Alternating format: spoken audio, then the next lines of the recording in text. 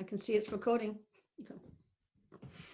Hi, thank you for joining us today. I'm going to have a conversation with Adey-Jones, who is in Malibu, California. She's a friend and a colleague of mine, and I'm doing a series I'm calling it Love in the Time of Cholera, kind of a takeoff on the book, Love in the Time of, I'm sorry, it's Love in the Time of COVID, the takeoff on the book, Love in the Time of Cholera. And so, you know, we realize that as we're both three principles practitioners, and we've worked with a lot of people who have had a difficult time being together before having to be quarantined. And now there's not a lot of space they can take within their house. So things can heat up and get pretty difficult. And I'm bringing Del on because she really has a specialty niche, which is people who are together and they're experiencing codependency, they're experiencing what's known as narcissistic abuse. I call that symptoms rather than labels. They're just symptoms of the way people think and how they see life in the world. And so I'm going to turn it over to Del so she can talk about her experience with this to help people be able to coexist, whether it's spouses or parents and children who have a difficult relationship going into this time of quarantine. Let's hear what Del has to say. Okay, well, thank you, Laurie. Thank you so much for inviting me on here. I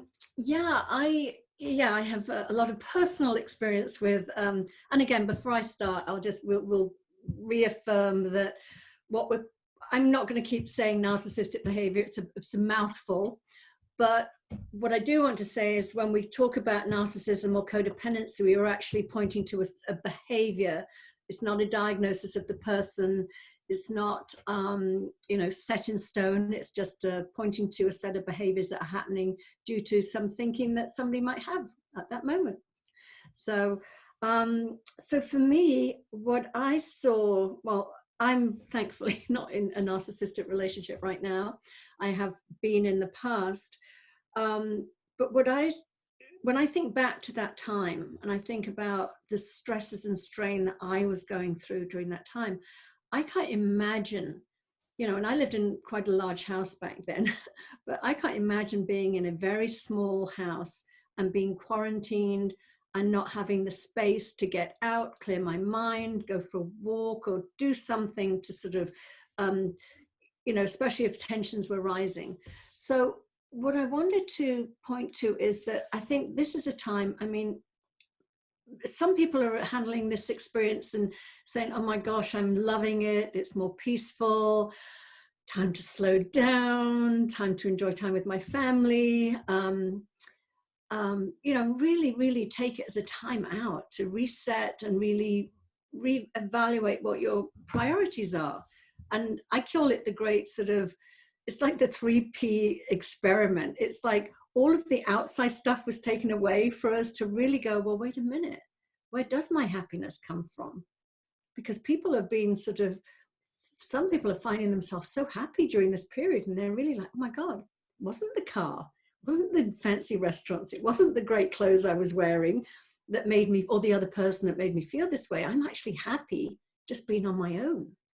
So there are those group of people, but there are other people that are experiencing incredible amounts of stress. They're worried about their health, the health of their loved ones. They're worried about the financial security. They're worried about even if they're not impacted as right now, they still have their jobs maybe, but they're worried about the economy going down and all of these added pressures. And if you're in a relationship with, I'll just say, like, if you're a codependent and you're in a relationship with somebody that has been diagnosed, even though we take that very lightly, as a narcissist, a narcissist can maybe get very agitated right now. They can ramp up their anger and their expectations, and it can all get very, very stressful. So what I say to my clients that are in that situation is, number one, this is not the time to decide whether you want to be in the relationship or not in the relationship. It's really a time to just get very quiet and find that space within, because it's about giving each other both a wide berth right now, to not be reactive, to be more responsive. And again, when I say responsive, I don't mean defending yourself. Say there was sort of some inappropriate language or you were name calling or something like that. Rather than get in there and get entangled in that and get defensive and take things personally, if you can just say, I understand that this person is experiencing extreme stress right now. It has nothing to do with me. I don't need to defend myself. I don't need to get in there and engage and ramp up the tensions even further. It is about just stepping back and, as I say, taking self-care. What can you do in that moment to find that space within? Maybe it's go and have a bath or shower, whatever. But more importantly, it really is understanding that whatever might be said is not a person, it's nothing about you. It's just their state of mind. It's their state of being at this time. They're expressing the fearful thoughts that they're having in the way that they do. So that's really what I'm telling my clients right now. But what I'm also seeing, though, is the people that have already got out of this relationship dynamic, they are alone right now and feeling very, very lonely. And they're remembering all the good times, and they want to be back in the relationship. And that's completely understandable too. I mean, it's a time of, it's an extraordinary time. I mean, none of us have ever been through anything like this before. And the social isolation is creating that need for contact, for an emotional contact. And most people, it's not like they, in normal days, they would just be, probably missing their ex or whatever, in acceptance that it wasn't a healthy relationship dynamic. They've moved on, they get social, they go out, they meet new people. Oh, they can't do that right now. So they're just sitting alone in their house, fantasizing about the good things that were, and trying to resist the need, or their feeling that they need to reach out to that partner. And that's difficult too. So yeah, that's what I'm seeing right now with this dynamic. I mean, I'm sure that most of the people that are listening will know what the dynamic looks like. I think I said to you before we were on a call last week together, classically the hookup is, the codependent is usually, an overgiver, the needless and wantless person. And then the person that's, diagnosed as the narcissistic person is usually very quite self-centered, and they like a lot of things coming to them. So they take a lot, they can be quite selfish and entitled, and that dynamic goes on. But what happens is with the codependent, when they keep giving too much, they start to get resentful, and they can be very angry too. So you've got two people that are, in this dynamic of this sort of underlying river of anger between them. And again, as I say, the confinement, I mean, the statistics are incredible right now for how many people, domestic abuse. They're saying that, and we're not talking about physical abuse here, we're just talking about sort of a toxic sort of relationship dynamic. But whether the abuse is physical or emotional, that can lead to violence. And they're saying that one of the biggest reasons they want to reopen as soon as possible is because there's a sharp rise in domestic abuse calls that are happening. So yeah, my advice is to sort of, we don't normally give advice in the principles, but during this time, but I would point people in the direction of going inside and as I said, acknowledging that everybody has their own separate reality. They're all behaving due to the thinking they're having in that moment. It has nothing to do with you. I mean, you can contribute to the dynamic by engaging and name calling back or whatever that goes on in that, or blaming or shaming and that whole dance. But if you can just sort of refrain from that and really just keep getting in touch with that wisdom that resides in all of us and that innate well-being, and just tap into that and just know that, you know, this is the time to really focus on yourself, your own self-care, and not to start judging the relationship of, this is bad, I can't bear it, I shouldn't be here, I'm going to end this. It's that if you feel that way, and if the relationship is heading in that direction, by all means, then take that action. But I think right now it's a time of getting quiet, and, as I say, just finding that space within. So Laurie, what do you think? Absolutely. Everything you said is so right on, Del. You know, it is unfortunate that there is this rise in domestic violence now, domestic abuse and also violence. And so anything that's going to help has to be finding a comfortable feeling within the individual. We are separate beings. We have separate inner experiences. We call it separate realities. We just see things so differently. And we have a different experience within ourselves. That's what you want to go to. That anybody experiencing, and this is true even when you're not in a difficult relationship, for all of us. When things get upsetting or heated up, the place to go is to quiet within yourself. But beyond your ruffled thinking and your angry, upset thinking, if you can just put things out of your mind, like you say, take space, go take a bath, or go read, listen to there's wonderful podcasts and webinars. Of course, I always gear people in the direction of 3pgc.org or either of our websites. We always post our own or other colleagues' podcasts. That's what you can do. This could actually be a time of rejuvenation and rebirth because of what you can find out for yourself, that even in the most difficult situation, you're capable of finding your innate well-being, your innate health. And it means quieting all the thinking down. Yeah, or just even, you know, some people say to me, but I can't quiet it down, I can't control it. And I'm always like, you don't have to control it. You don't even have to quiet it down. You just don't take it so seriously.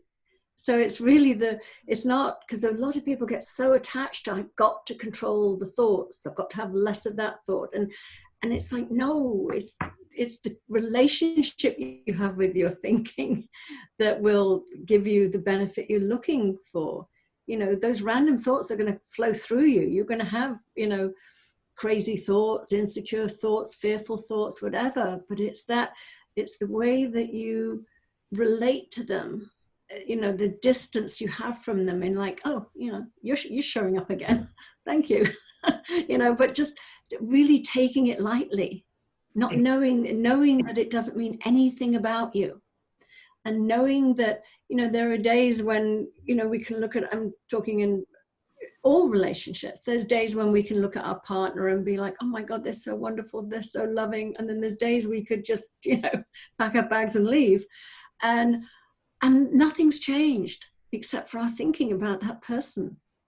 But we unfortunately believe that it is coming from the other person.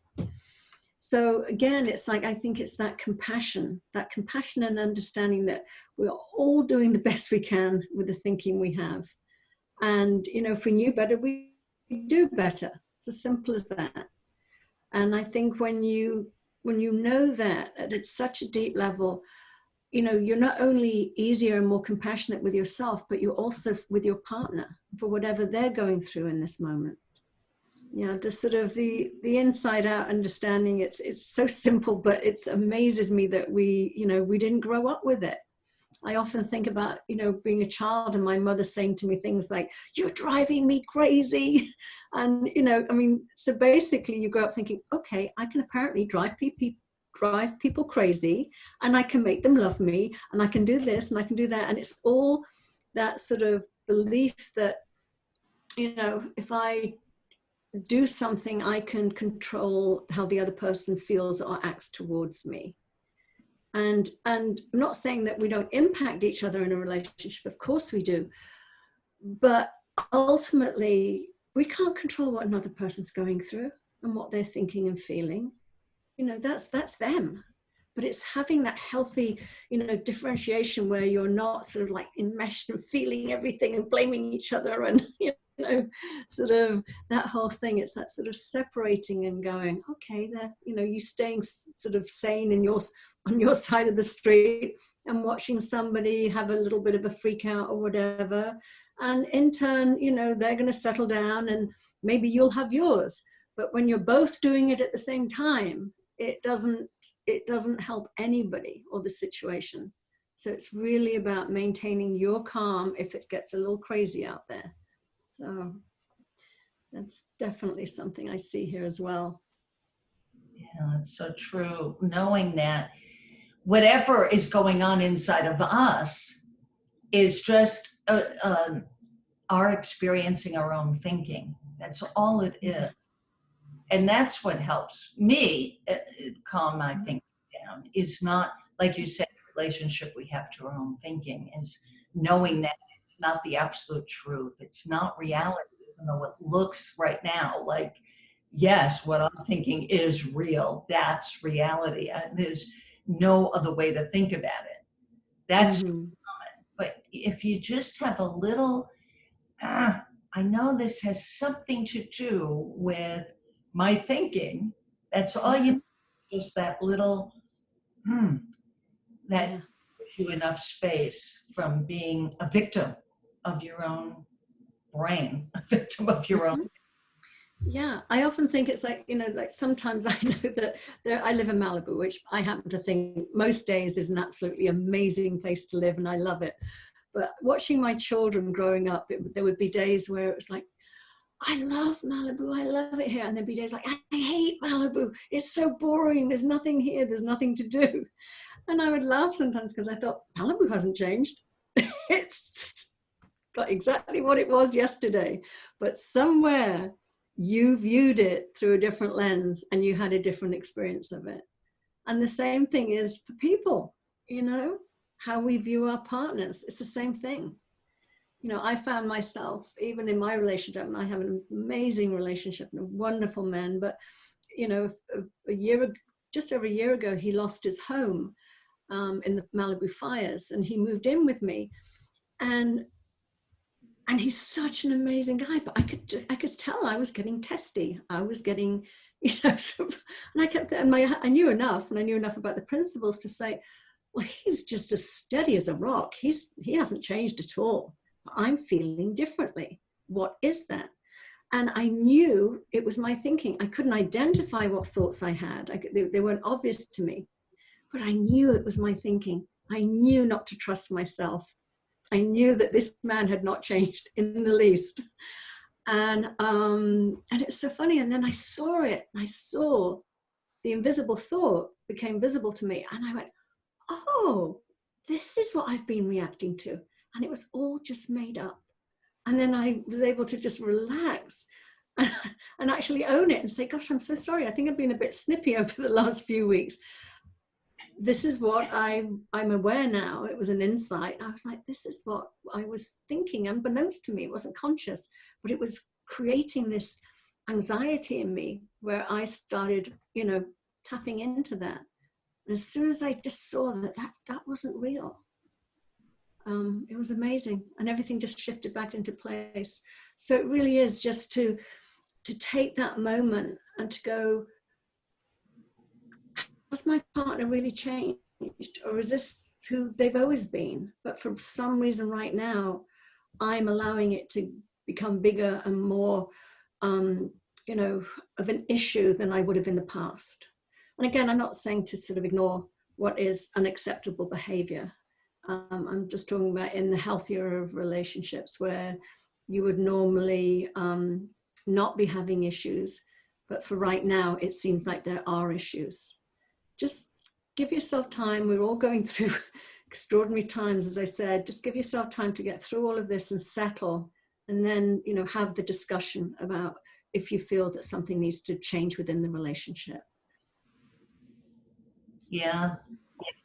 But, you know, when we were talking last Saturday, I really loved what you said too, Dale, about, I think you used a seesaw analogy to explain that even somebody who seems so difficult to live with, and seems like there's always this pattern of behavior coming from this narcissist, however you want to call the person. It's really a person experiencing insecurity. Yeah, absolutely. But that person can make enormous shifts. It can also have shift in consciousness. Absolutely. I used to get asked that question because, you know, in conventional therapy, as you know, you're the therapist, but they would say, well, narcissists can't change. And I think what we know through the three principles is that anybody can change. If they see something, you know, a shift in consciousness can happen. And so what I was doing, the seesaw, I was doing that, you know, the reason often codependents and narcissists get together is because you've got somebody that you know, likes to take a lot, and you've got the other person, the codependent, who likes to give a lot. And so you've got this sort of like imbalance in the relationship. You've got the narcissist behavior up here, which is like me, me, me, me, me. And then down on this end, you've got the codependent who is needless and wantless for whatever thinking they're believing, that they have to be needless and wantless to stay in a relationship or to be loved.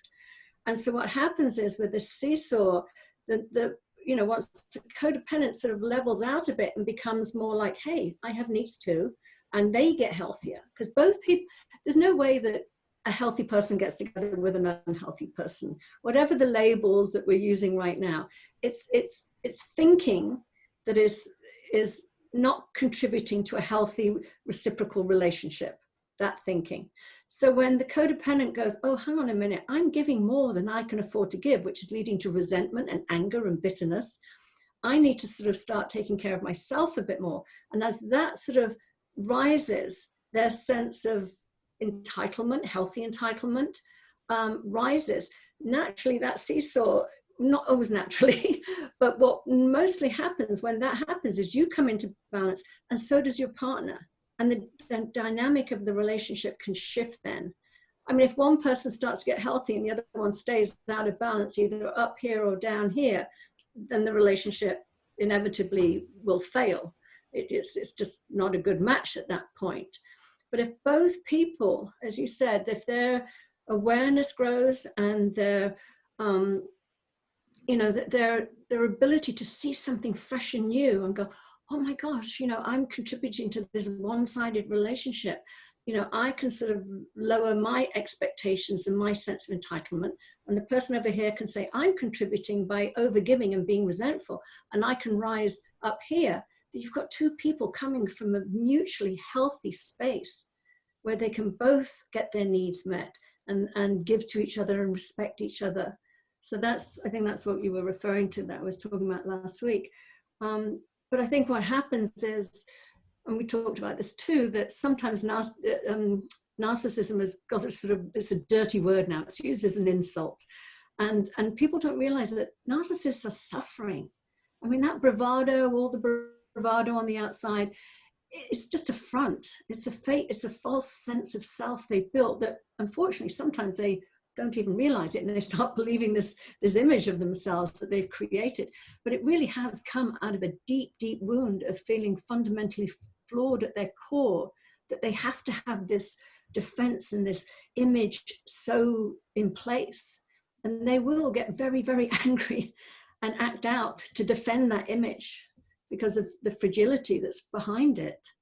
So it's about having compassion. And again, with the codependent, I see a lot of shame. I see a lot of people, you know, being embarrassed about, you know, feeling addicted to another person or accepting abusive behavior. It can get very shameful. And I really like to sort of encourage that there's no shame in either. There's just a misunderstanding. You just probably starting very young developed this sort of way of thinking as a coping mechanism, and it's followed you through life, and this is what you see works for you, and this is how you behave. But when you, as you said, have a rise in consciousness and you see something differently, then you can go, oh my gosh. But it's also the seeing the innocence on both sides, the innocence of what has got you to this point. I mean, because shame is such a shame and regret and remorse and blame and feeling like a victim. All of that stuff is just, it's just, you know, why go there? Just see the psychological innocence and do what you can do to raise your level of consciousness and your awareness. And I often say too, what happens in that, if you do still choose to leave a relationship like that, you will leave a healthy, strong individual that will be more aware of any future relationships.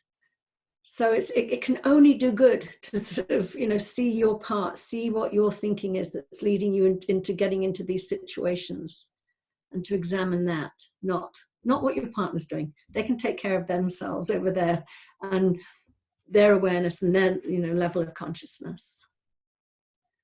So well put, well put. Love and understanding is what it comes down to, right? Yeah. Understanding. You can't go wrong with that. And knowing that people are behaving just out of how they're feeling, which is coming from how they're thinking about themselves. So, Yeah. you know, you can imagine that people have been through a lot sometimes growing up. Yeah. That's going to come out. It's kind of going to leak out sometimes on the people they love the most. Yeah. Yeah. And I think the one thing I will say, and I find this, especially in the three principles community, is, you know, I'll have clients that will say, but, you know, if it's just my thinking, then I should put up with anything. And I think that's a dangerous slope to go down. Or they'll be, you know, classic codependent, making the other person the focus of their attention, and that they hear this innocence, the psychological innocence, and then they push down their feelings and needs and wants to take care of the other person again, because they justify the bad behavior, they justify you know, whatever it is that's causing them pain by saying, yes, but he had a painful childhood, yes, but he's, you know, an alcoholic, yes, he's this, yes, he's that.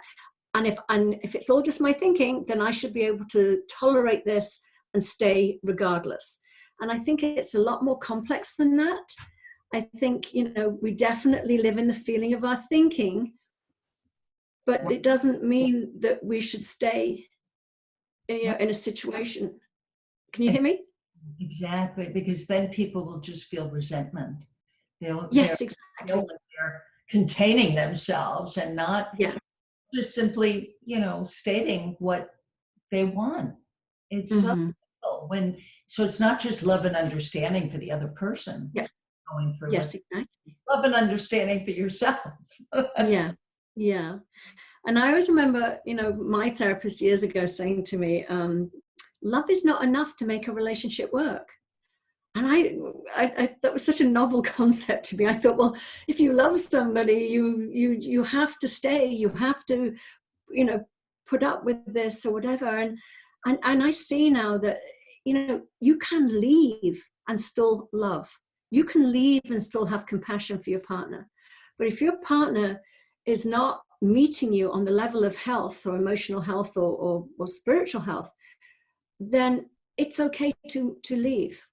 You know, you're not abandoning somebody. You know, we all have our innate well-being within us. We all have the capacity to take care of ourselves.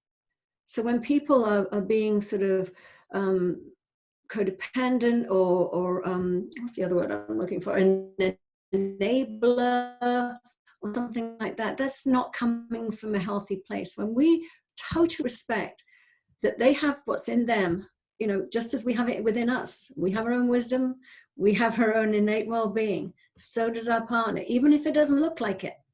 So you don't have to suffer in silence because you think you're the only one that can help them or fix them or heal them. That's not respecting the other person and what's inside of them. So I think that's an important, very important part to see as well. Yeah, it was so well said. Absolutely. Mm-hmm. Yeah, it's wonderful to know that we're, not a victim. Mm-hmm. We never ever have to be a victim of somebody else thinking in a certain way about us or how we think about ourselves. Yeah. That's what love is just dropping into who we really are, which Mm-hmm. pure love, pure consciousness, underneath all the unhealthy things that we might think and act. Exactly. Yeah. And I also feel like, you know, we do live in the world of form as well. We're spiritual beings having a human experience. And the world of form is where we come together as individuals. Yes, underneath it all, we are all connected. We're all the spiritual essence of pure love, pure joy, pure peace. That is there.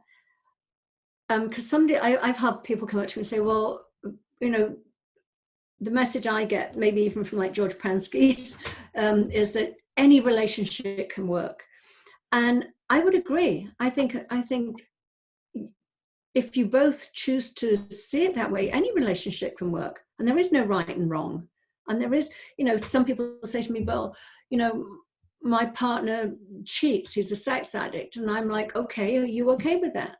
You know, you're not taking it personally. You may be okay, you may not be okay. That's your choice. There's no right or wrong. You know, I know people that stay in marriages like that because it works for them and they're fine with it. I know other people that would walk away and say, no way, I could never do that. And that's fine too. So it's really being honest with yourself and not using things, you know, we would say like a spiritual bypass of, well, if I was really spiritual, I wouldn't take this, you know, I would just stay. Because underneath it all, we love each other regardless. And I'm like, you can still love each other. And that's where we all come from. But in the world of form, you might not want to stay married to that person, but you can still love them from that beautiful space within. That's what I was meant when I said, you know, my therapist said, love is not enough. You know, sometimes you can love somebody dearly and have so much compassion and understand and see their psychological innocence, but not choose to stay in that relationship. And that's okay too. Exactly, right. There was something you said I was going to respond to. I just lost it. It'll come back to me maybe, but yeah, it was judgment. That's what came to me, is that we're not judging ourselves and not judging the other person. It's so true that we're not bound to stay in any relationship. We're not slaves to any relationship or any situation. And we're so lucky that we live at a time when we have choice. Mm-hmm. We don't have to stay in a relationship that's not healthy or something that we can grow from more. Yeah, and that's a really interesting point. And what I would also add to that is what I love about this understanding and what it points to. I think there are a lot of people that either look back on their life or their divorces or their whatever and go, oh my God, I see my part now. If I'd seen that, actually I could have stayed and made this work. And I love that about this understanding is that it helps people get through difficult times. It helps you see, as you say, you're not the victim of the other person. You are experiencing your thinking about the other person. And how much of that is due to your, you know, state of mind, whether you're in a high mood or a low mood. And and to really sort of question the stories we make up in our heads that we then act out on. But again, having said that, it's still okay if you've taken a step back and you've looked at it from that sort of calm sort of distance and still think, no, I just don't want to be anymore. That's your prerogative. It's your life. Do what you want. But I do love how, to hear the stories, and especially with your book. I mean, it's so amazing. You have so many stories of how people first came across this understanding many, many years ago, who are on the brink of divorce and are still extremely happily married, 40 years later. And that's wonderful. But again, I think I also know people within this 3P community that can have some shame around not being able to make it work out. And again, it's like, there's no shame in that. There's no shame. There's no right way to do it or wrong way to do it. Yeah. I think we live in a culture, so it makes me laugh sometimes. I think we live in a culture where we keep thinking if we exchange our partners, then we'll be happier.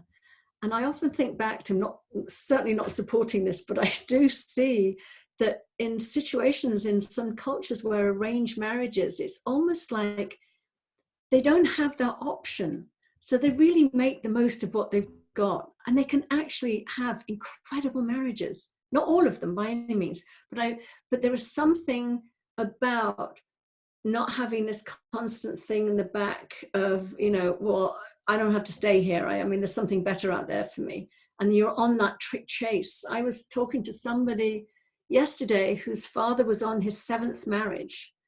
And it's like Wow. a lot of marriages. And there's no judgment, but I can see that somebody clearly probably felt that there was something better out there for him, because apparently he'd left all the marriages. So clearly there was some thinking there of, there's something better out there for me that will make me happier.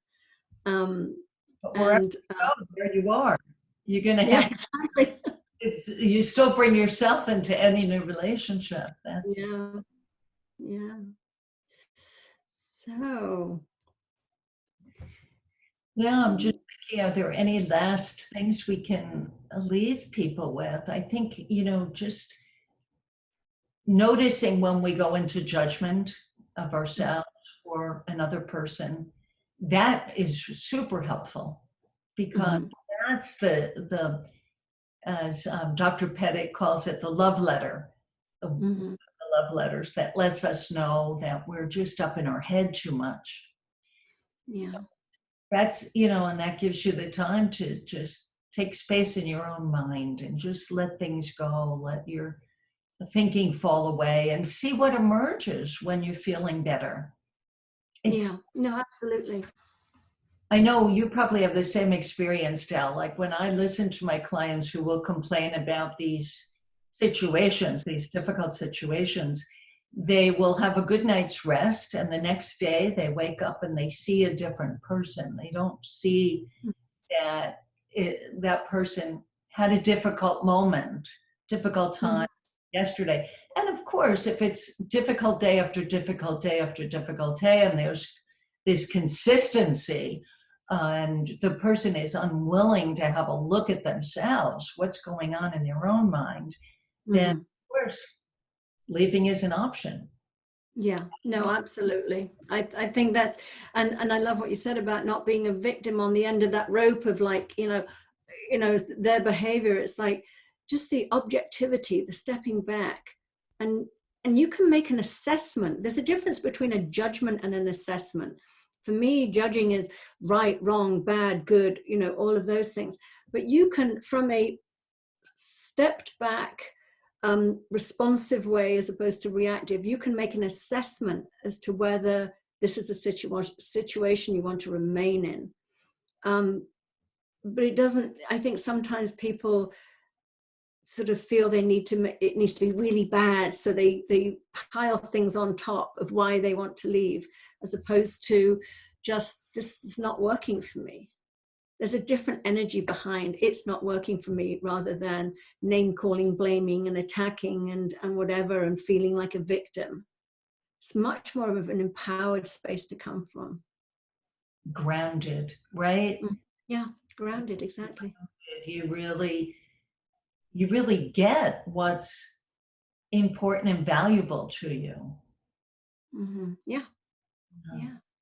And you'll be guided as to what the right course of action is to take.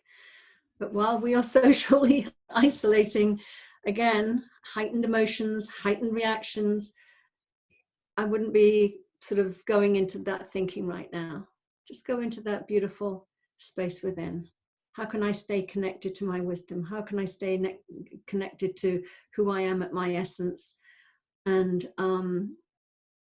what am I seeing for myself during this time of reflection and quiet? Getting really, I mean, it's a cliche, but really getting in touch with what it is that you want for yourself in life, you know, regardless of your relationship. Exactly. Right. Right. We're only in control of ourselves. That's all. Exactly. Hopefully. No, I'm joking. Yeah. Yeah. Yeah, well, this has been great. I sure hope that it helps people listening, that it helps them to just get some perspective. And Yeah, absolutely. Well, I've enjoyed it so much. Thank you so much for having me on this show with you. Okay. See you soon, Del. Thanks again so much. Okay, thank you. Have a wonderful rest of your day. Yeah, you too, Del. Okay, Bye-bye. bye. Bye.